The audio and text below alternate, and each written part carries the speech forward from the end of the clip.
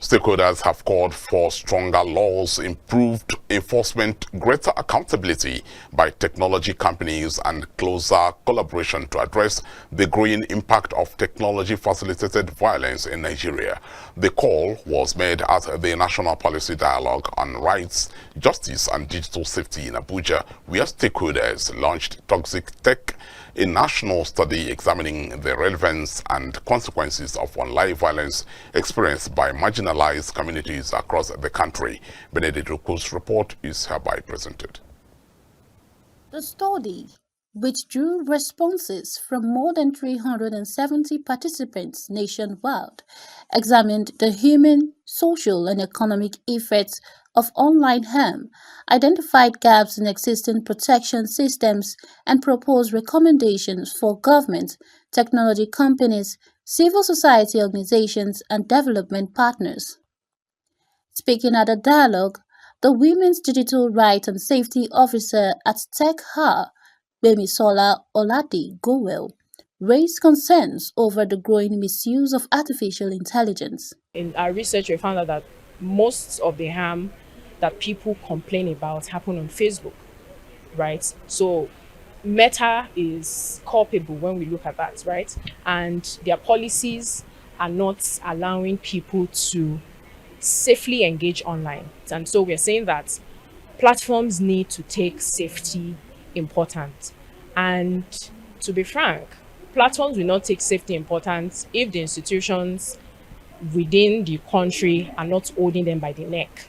Facebook and X, formerly known as Twitter, were among platforms frequently mentioned by respondents, with some victims reporting that harmful posts remained online despite repeated complaints.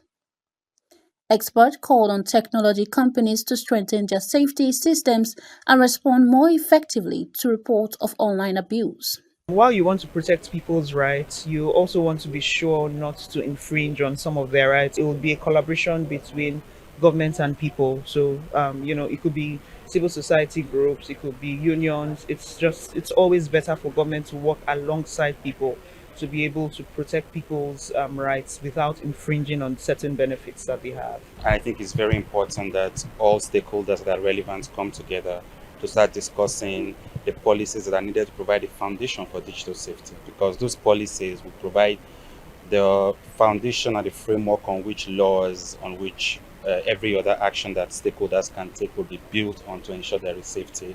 Also speaking, the head of programs at TechHa Peter Akinusi said the study found that exposure to online violence was often shaped by people's identities and intersecting vulnerabilities.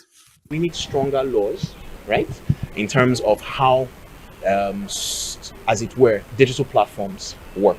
There was also the need that we noticed that it's not just stronger laws and stronger regulation, or stronger frameworks rather. We also need that whatever frameworks exist right now, the implementation has to be better. TechHa has a response and reporting site called Quorum. And the idea of Quorum is people who have suffered some form of violence or the other are supposed to be able to make a report and then get, as it were, legal recourse or access to justice. On international cooperation, the National Crime Agency International Liaison Officer at the British High Commission, Matthew Mountain, said Nigeria should adapt lessons and best practices from other countries to its local realities rather than reporting foreign models. In terms of lessons learned, I think there is a misconception when it comes to partnering with countries that one country has the answer. I think the lessons learned is whatever information, best practices are obtained from working with international partners to apply the Nigerian context. Persons with disabilities and members of other marginalized communities also face heightened risks because of multiple forms of discrimination. Today, the research is going to be out there in the space, and it's for us, it's a call to action.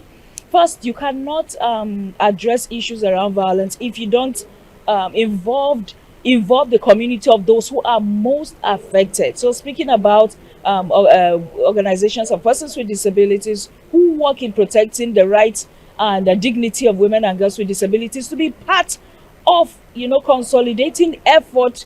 The Toxic Tech report seeks to provide evidence for policy reforms, stronger institutional responses, improved platform accountability, and expanded digital safety measures.